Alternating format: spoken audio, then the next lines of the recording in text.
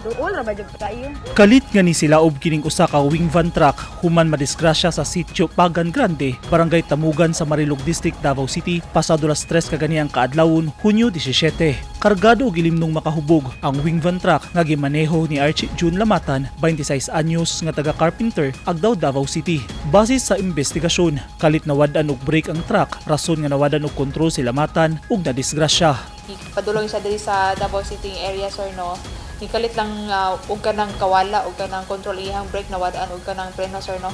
Sa mao tong insidente nga iyahang na bangga katong sakyanan niya mao tong rason nga ning ulbo tong kalayo.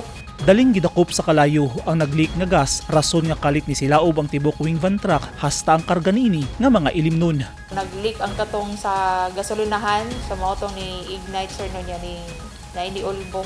Sa mao to na kita nato, sir, no, nga naay nagkalayo pero dili man to siya whole nga sakyanan mo ay nasunog. So naalay part sa Wingvan nga nasunog. Luwas hinuon ang driver nga nakahiagom og minor injury.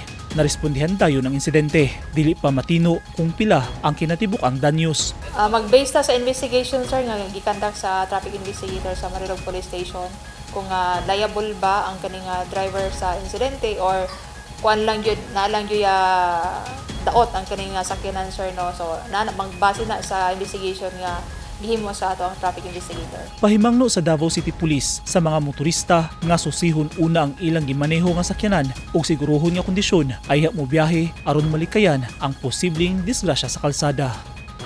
Eugene Hinutan, Newsline Philippines. Stay safe.